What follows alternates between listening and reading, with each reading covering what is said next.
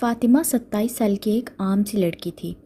ٹھیک ٹھاک جاب، کار، پیارے والدین اور سب سے ضروری 5 وقت کی نماز پڑھتی تھی، لیکن اندر سے کچھ خالی سا تھا۔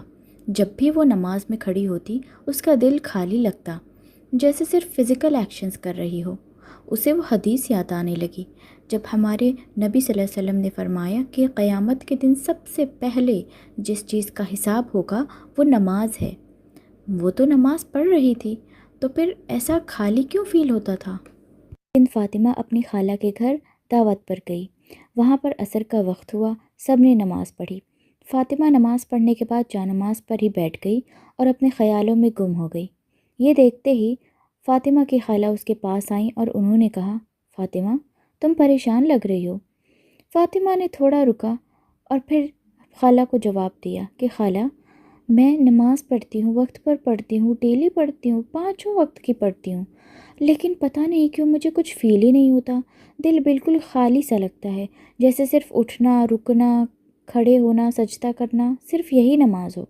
اس کی خالہ نے مسکراتے ہوئے کہا کہ بیٹا تم اکیلے نہیں ہو، بہت سارے لوگ ایسا فیل کرتے ہیں، لیکن سنو میں تمہیں ایک خاص کہانی سناتی ہوں جس کے بعد تمہیں اپنا جواب مل جائے گا۔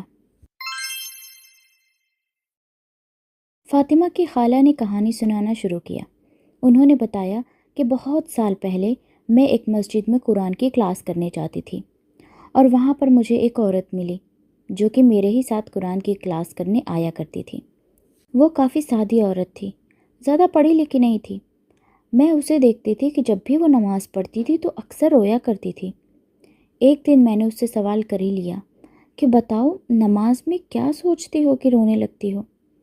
اس نے آنسو بھرے نگاہوں سے کہا کہ میں اللہ تعالیٰ کو اور سمندر کو سوچتی ہوں۔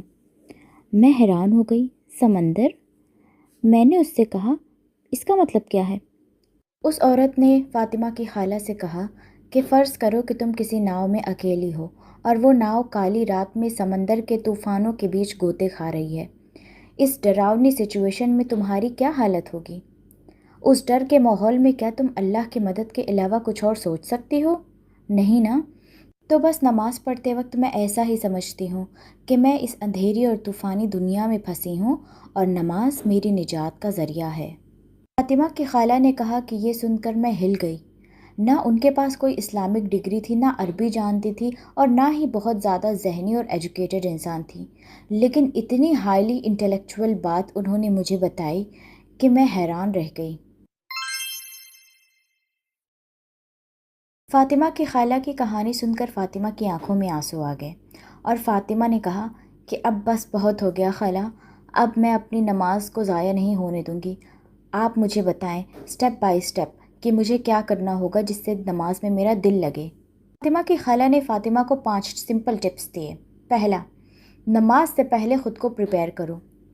آخری وقت پر مت بھاگو، اچھی طرح وضو کرو اور 1 منٹ چپ بیٹھو اور سوچو میں اللہ سے ملنے جا رہی ہوں۔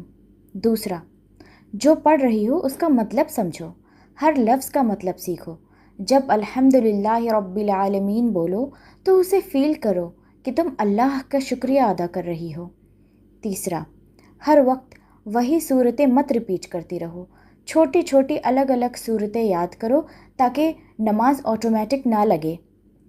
چوتھا، ایسے نماز پڑھو جیسے یہ تمہاری آخری نماز ہے۔ محمد صلی اللہ علیہ وسلم نے فرمایا، جب نماز میں کھڑے ہو تو ایسے سوچو کہ یہ تمہاری آخری نماز ہے۔ پانچواں، سجدے میں دعا کرو، اپنی لینگویج میں اللہ سے بات کرو، دل کی بات کرو، اللہ سن رہا ہے۔ فاطمہ نے جب کچھ ہفتوں تک یہ سارے ٹپس فالو کیے تو فاطمہ نے فرق محسوس کرنا شروع کر دیا۔ دھیرے دھیرے ایک رات تہجد میں جب وہ سجدے میں گئی تو آنسو نکل گئے، غم سے نہیں، کنیکشن سے۔ اس نے محسوس کیا کہ اب اس کی نماز صرف فرض نہیں ہے بلکہ یہ اس کا سکون بن چکی ہے۔ اگر آپ کی نماز پہ آپ کو خالی محسوس ہوتی ہے تو اس کا مطلب یہ نہیں ہے کہ آپ کا ایمان کمزور ہے، بلکہ اس کا